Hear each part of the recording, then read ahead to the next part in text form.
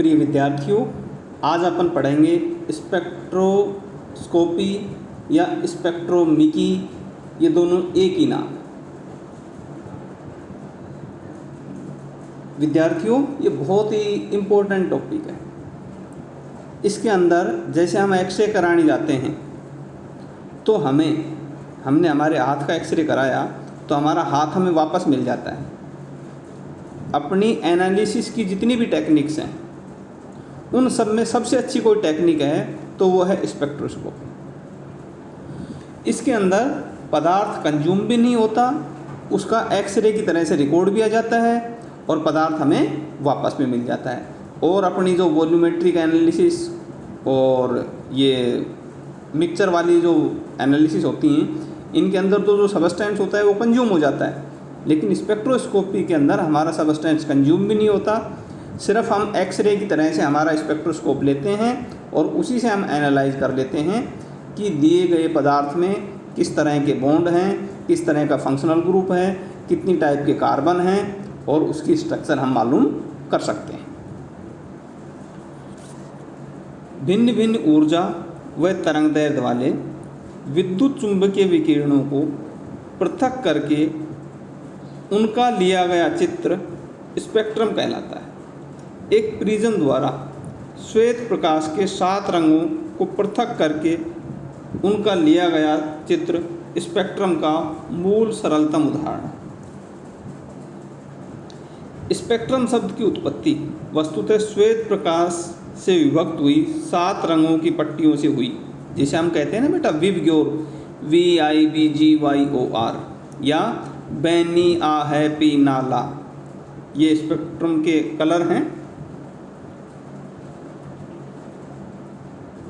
श्वेत प्रकाश वस्तुतः 7 रंगों का मिश्रण है, जिसके प्रत्येक रंग के विकिरण की तरंगदैर्घ्य भिन्न भिन्न है। यदि प्रकाश के एक पुंज को किसी प्रिज्म से गुजारा जाए तो ये 7 रंगों में विभक्त हो जाता है और इसकी तरंगदैर्घ्य के लगातार क्रम में होने के कारण संसूचक जो डिटेक्टर होते हैं वो लगातार 7 कलर, जैसा मैंने आपको बताया था, विबग्योर VIBGYOR, अर्थात बैंगनी, नीला, आसमानी, हरा, पीला, नारंगी तथा लाल की एक पट्टी प्राप्त होती है। इसे ही हम स्पेक्ट्रम कहते हैं। श्वेत या दृश्य प्रकाश एक प्रकार के विद्युत चुंबकीय विकिरण हैं जिनके बारे में सबसे पहले मैक्सवेल ने 1864 में जानकारी दी थी। उन्होंने बताया कि उच्च आवृत्ति वाली प्रत्यावर्ती धारा अल्टरनेटिंग करंट में से विकिरण ऊर्जा रेडिएशन एनर्जी निकलती है जो कि तरंगों के रूप में होती है और त्रिविम आकाश में प्रकाश की गति के समान वेग से गति करती है। मैक्सवेल के इन किरणों को विद्युत चुंबकीय तरंगें अर्थात विद्युत चुंबकीय विकिरण, इलेक्ट्रोमैग्नेटिक वेव और इलेक्ट्रोमैग्नेटिक रेडिएशंस कहा। इन किरणों के नाम में विद्युत चुंबकीय शब्द इसलिए जुड़ा क्योंकि इधर उधर दोलन की भांति गति करते हुए आवेशित कण अथवा चुंबक से भी इस प्रकार के विकिरण प्राप्त किए जा सकते हैं। एक विद्युत चुंबकीय तरंग के एक से दूसरे के लंबवत दोलन करते हुए विद्युत चुंबकीय जो क्षेत्र है वो हमें प्राप्त होता है। इनकी जो आवृत्ति है उसका क्रम बताऊंगा बच्चों मैं आपको। इनकी ऊर्जा होती है E=hν और μ=c/λ, तो E=hc/λ और 1/λ होता है बेटा न्यू बार तरंग संख्या, तो ये हो गया E=hc/ν। अर्थात ऊर्जा घटने से इनकी आवर्ती न्यू का मान बढ़ता जाता है जबकि तरंगदैर्घ्य का मान बढ़ता जाता है।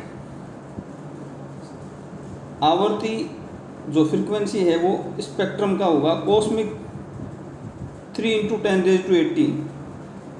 एक्सरे इससे ज़्यादा होंगी कॉस्मिक रेज, जिनकी भी जो वेवलेंथ है बेटा वो 3 × 10⁻18 से ज़्यादा होगी, वो कॉस्मिक रेज होंगी। 3 × 10⁻18 एक्स किरणों की होगी, 3 × 10⁻16 अल्ट्रावायलेट की होगी, 3 × 10⁻14 विजिबल रीजन होगा जिसमें विबग्योर आता है अपना, 3×10⁻10 IR रीजन होगा, 3×10⁻9 माइक्रोवेव रीजन होगा, 3×10⁵ रेडियो वेव होंगे।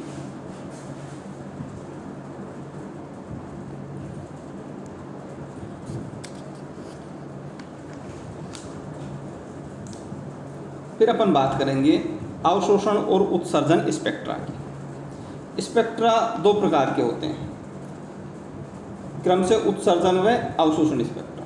उत्सर्जन स्पेक्ट्रा में किसी पदार्थ को ऊर्जा दी जाती है तो उच्च ऊर्जा वाले पदार्थ के अणु या परमाणु अतिरिक्त ऊर्जा को विद्युत चुंबकीय विकिरणों के रूप में उत्सर्जित करते हैं। ये विकिरण डिटेक्टर से होते हुए रिकॉर्डर में आ जाते हैं और हमें उत्सर्जित स्पेक्ट्रा प्राप्त होता है। अवशोषण स्पेक्ट्रा में किसी पदार्थ में से विद्युत चुंबकीय विकिरणों को गुजारा जाता है तो इनमें से कई विकिरण पदार्थ के अणु या परमाणु द्वारा अवशोषित हो जाते हैं। केवल कुछ ही विकिरण पदार्थ से वापस निकलते हैं जिन्हें डिटेक्टर द्वारा रिकॉर्ड में भेजा जाता है, जहाँ इनका अवशोषण स्पेक्ट्रम प्राप्त होता है। ये जो स्पेक्ट्रा हैं ये बेटा कंटिन्यूअस भी हो सकते हैं और डिसकंटिन्यूअस भी हो सकते हैं। तो कंटिन्यूअस से सतत स्पेक्ट्रम क्या होगा, उस स्पेक्ट्रम को सतत स्पेक्ट्रम कहेंगे, कंटिन्यूअस स्पेक्ट्रा कहेंगे, जो लगातार होता है, जिसमें कोई सीमा विभाजन नहीं होता। दृश्य प्रकाश को प्रिज्म में से गुजारने पर जो स्पेक्ट्रम प्राप्त होता है वह इस प्रकार का सतत कंटिन्यूअस स्पेक्ट्रम होता है। इस स्पेक्ट्रम के सातों रंग विबग्योर एक दूसरे से इस प्रकार विसरित होते हैं कि उन्हें यह जानना संभव नहीं हो पाता कि कहाँ से कौन सा कलर शुरू हो रहा है और कहाँ पे वो ख़त्म हो रहा है। और डिसकंटिन्यूअस स्पेक्ट्रा उस स्पेक्ट्रम को असतत स्पेक्ट्रम कहते हैं जो खंडों में विभक्त हो। इन खंडों के आकार के हिसाब से हम असतत स्पेक्ट्रा को आगे दो भागों में बांट सकते हैं। पहला है रेखीय या परमाणु स्पेक्ट्रा, लाइन और एटॉमिक स्पेक्ट्रा। इस स्पेक्ट्रम में अलग अलग तरंगदैर्घ्य व तरंग संख्या के संबंध कई रेखाएं होती हैं। इस प्रकार के स्पेक्ट्रम गैस अथवा वाष्प अवस्था में पदार्थ के परमाणु द्वारा प्राप्त होते हैं, अतः इन्हें परमाणुीय स्पेक्ट्रा कहते हैं। परमाणुओं में इलेक्ट्रॉन के विभिन्न ऊर्जा स्तरों में संकरण के कारण स्पेक्ट्रम कई रेखाएं प्राप्त होती हैं। प्रत्येक तत्व का एक अभिलाक्षणिक स्पेक्ट्रम होता है। रेखिक स्पेक्ट्रम यदि उत्सर्जन प्रकार का हो तो काली सतह पर चमकीली रेखाएं प्राप्त होती हैं, और यदि अवशोषण प्रकार का हो तो रेखिक स्पेक्ट्रम हो तो चमकीली सतह पर काली रेखाएं प्राप्त होती हैं। बैंड स्पेक्ट्रम और मॉलिक्यूलर स्पेक्ट्रम, इस प्रकार का स्पेक्ट्रम पट्टियों या बैंड्स के रूप में होता है। ये स्पेक्ट्रम पदार्थों के द्रव अवस्था अथवा विलयन अवस्था से प्राप्त होता है, जिसमें पदार्थ आणविक अवस्था में होते हैं। इन्हें आणविक स्पेक्ट्रा भी कहते हैं। बैंड या आणविक स्पेक्ट्रा की उत्पत्ति अणुओं द्वारा ऊर्जा के अवशोषण अथवा उत्सर्जन से आणविक स्पेक्ट्रा की उत्पत्ति होती है। अणुओं के घूर्णन, कंपन एवं उनके आणविक कक्षकों में विद्यमान इलेक्ट्रॉनों के संक्रमण के कारण अणु ऊर्जा का अवशोषण करते हैं, जिससे आणविक स्पेक्ट्रा की उत्पत्ति होती है। भिन्न भिन्न ऊर्जा के विद्युत चुंबकीय स्पेक्ट्रम से अणुओं में भिन्न भिन्न प्रकार के प्रक्रम संपन्न होते हैं। इनके आधार पर आणविक स्पेक्ट्रा को हम तीन भागों में बांट सकते हैं। पहला है घूर्णन स्पेक्ट्रा, रोटेशनल स्पेक्ट्रम। निम्न ऊर्जा व उच्च तरंगदैर्घ्य वाले सुदूर अवरक्त अथवा सूक्ष्म तरंगों के अवशोषण से अणुओं के घूर्णन संपन्न होते हैं।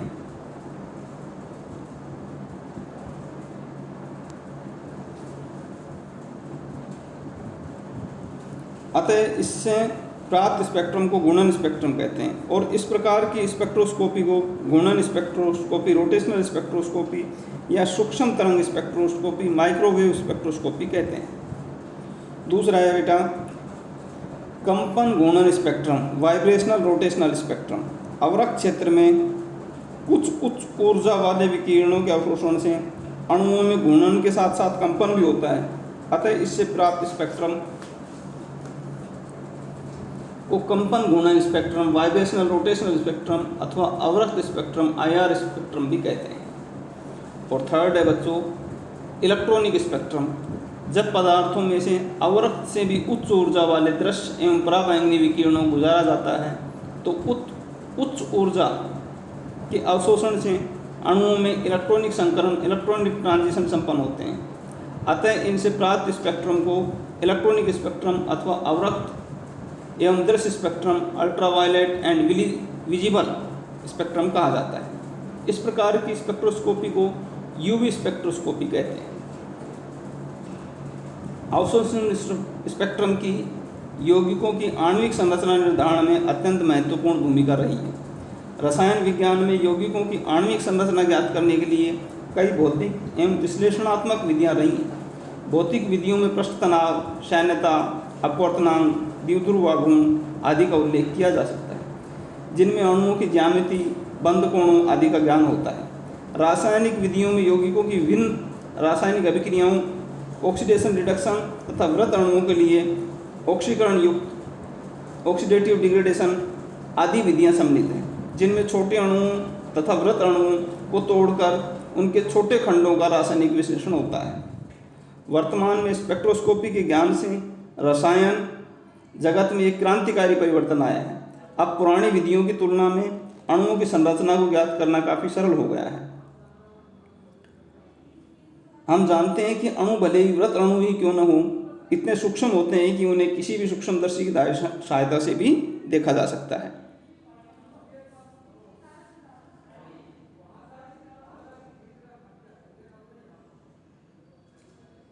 यौगिकों की आणविक संरचना ज्ञात करने में स्पेक्ट्रोस्कोपी विधियां पुरानी विधियों से कुछ बातों में अलग हैं।